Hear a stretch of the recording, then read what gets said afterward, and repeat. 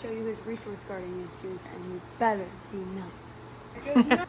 Okay, so in case you haven't been following the story, Beans is this little punk of a dog. And this is the owner right here. And the owner has been really struggling with some resource guarding issues. She has hired a trainer who was not a good fit for the job. And I'll explain why a little bit later.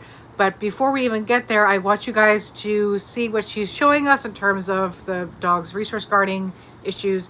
And I want you to pay close attention to the techniques that she's doing so far and the dog's body language as well. So let's see this training technique and we'll see how it goes. Then I'm just going to kind of piggyback off what she says at the end of the clip here.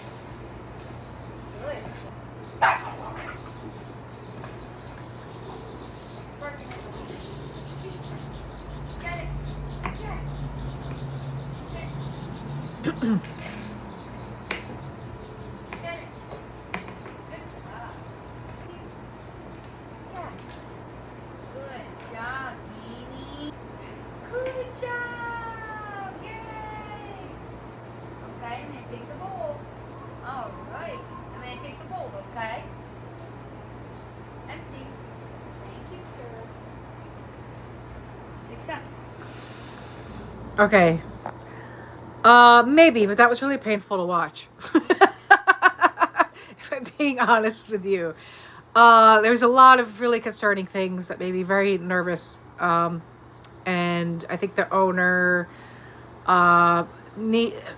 this is just kind of a good start, but the owner really needs to do a lot of work. And I want to just say right off the bat that I really, I love owners like this. I love owners that are willing to do the work, because it seems like she is, even if she's completely overwhelmed. And the fact that she's gotten so much heat on TikTok, I think that this is an amazing person, and I think she deserves a round of applause.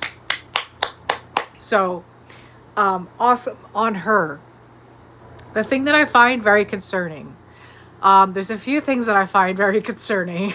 So the first is, why is she not wearing any kind of, I'm not saying you have to have a professional bite glove, but I would be wearing some kind of gloves so that if the dog does go at my hand, then it's not breaking the skin. You know, I understand that this dog probably, I've seen some of the bites that this dog could do, and they're pretty bad. So she might just not be thinking like, hey, if I'm going to take a bite, I'm going to take a bite. Like, I'm not going to try to wear a glove, but I would do safety first, right? So I would wear something to protect my hands. I would have on, you know, some pretty thick sneakers or something to protect my feet. I do like the fact that the dog is on leash first. The goal is, of course, to take the leash off and you should feel comfortable and safe. But, you know, I think at first a leash is a good tool to have. So where I think we're going wrong, the first thing I want to say is that the owner is still obviously very nervous.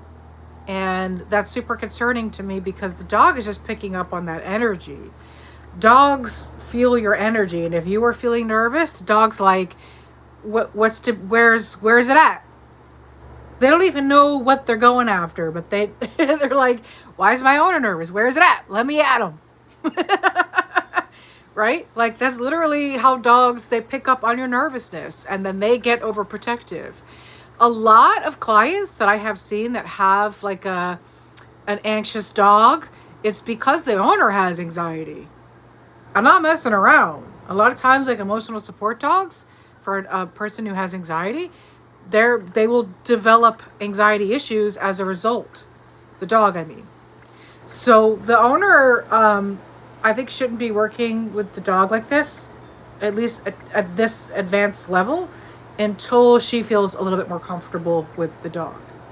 So, and however she can get there, that's kind of hearsay. I'm not here to tell her how she can feel more comfortable, but she's clearly very nervous. So there's that. The second thing I want to say is the cues that she's working on here don't make any sense. They are not efficient in this particular case. So why is she's just saying, I think she said, get it. When she threw the treat on the ground, she said, get it. And then she said, stay. And then she gave the dog the, I don't understand how this is all, this progress of cues is not making sense to me. And so when I say progress of cues, what I mean is there's no leave it. Why is there no leave it? That's like the first thing that I ask an owner if they're dealing with resource guarding issues is, how is the dog's leave it? If you threw bacon on the ground and you say leave it, will the dog leave it? And oftentimes the owner doesn't understand what a leave it is. They think a leave it is like, oh, I put a bone on the ground, I say leave it, and then they stare at it until I say okay, and then the dog goes and gets the thing. But what they're not understanding is that moment where the dog is like focused on this bone, that is the resource guarding that you have built. Okay, so you're building up that tension without you even knowing it. And this is the fault of the bad trainers that I was talking about in my last video. This is not the fault of the owners. Let me just say, it's probably never the fault of the owners. Because why would the owners know this? This is our responsibility, guys. So if you're teaching a dog a leave it, but you're actually teaching them a wait, the dog has never gotten a leave it down. So the dog is never going to understand how to disengage with something, right? When I work with a dog that has a resource guarding issues, the main things I want to focus on is engaging and disengaging, and having complete control over that situation, managing it perfectly. I should be able to snap my fingers, say, come here, and the dog disengages from that thing that they're trying to resource guard and comes back to me. Now, I know to some of you that seems like completely out of reach, but it's not. I've seen it. And I've seen owners do it that 2 seconds ago had no idea. It's possible, I promise. But this person is not there because all she's doing is saying stay and get it and puts the bowl down. The progress of cues here does not make any sense. So I'm going to teach you guys a little bit about how I would change this and do this a little bit differently. And then I would love it if other trainers out there would piggyback off what I'm saying, disagree with what I'm saying, strike up a conversation, because I'm down to have it.